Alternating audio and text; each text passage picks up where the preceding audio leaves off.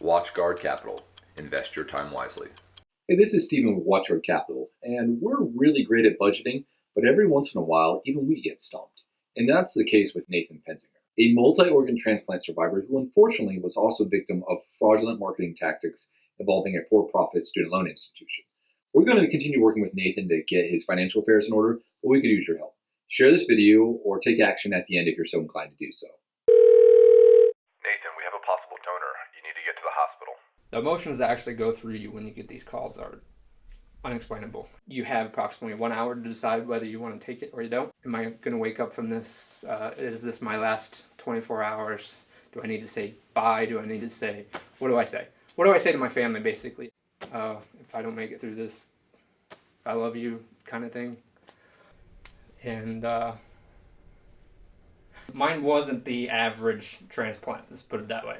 At 30, you have approximately 3 months to live. And that's where they had put me at that point in time.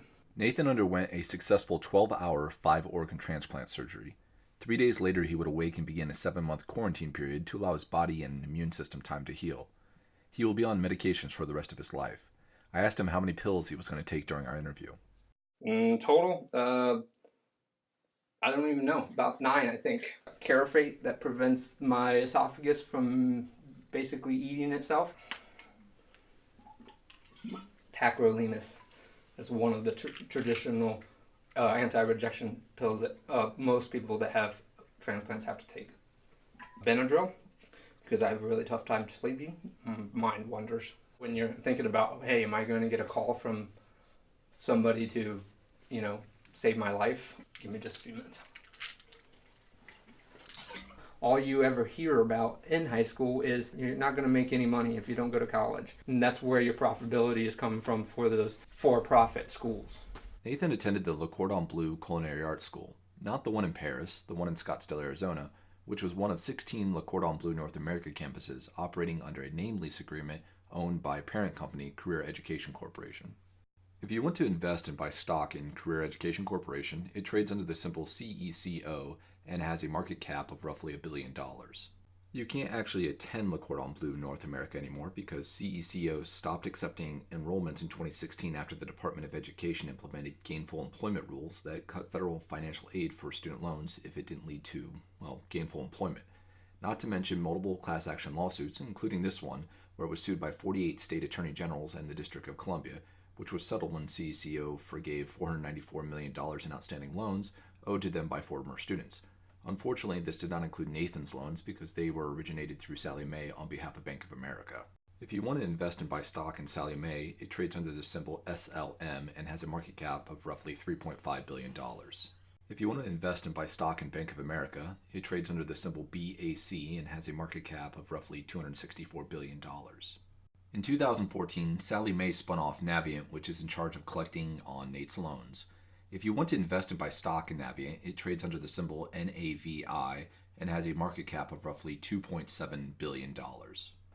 There was no way for me to feasibly make those payments while I was trying to survive. And to me, that's just not right. Obviously, life changes for everybody, even as I stand here for the last, whatever. I need to sit down here soon because I'm running out of air. Because Nathan's health condition is not 100% disabling, he doesn't qualify for the total and permanent disability program. And it doesn't matter that he's no longer able to do the career that he went to school for. So on top of having to figure out how to navigate repayment of medical debt and unexpected medication expenses for the rest of his life, he must factor in repaying student loans that Sallie Mae originated for Bank of America for a Career Education Corporation school that Navient is collecting on for an occupation he can't physically do. We couldn't solve this one, but if you want to, you can. So here's a GoFundMe account that we set up for Nathan Pensinger that will only be used to resolve his student loan conundrum. The next part of this video is for educational purposes only, but please don't forget to share and subscribe to make a difference.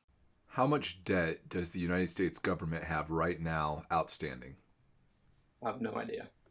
If it collects $3.4 trillion in taxes, how much would it be wise for it to spend per year? Probably less than that. But that's not the case. It had obligations of over $4.5 trillion that generated a net negative position of over $1 trillion. How do you feel knowing that the number one asset stated on the fiscal reports of the U.S. government that is putting you in this position is student loan debt? Taken advantage of.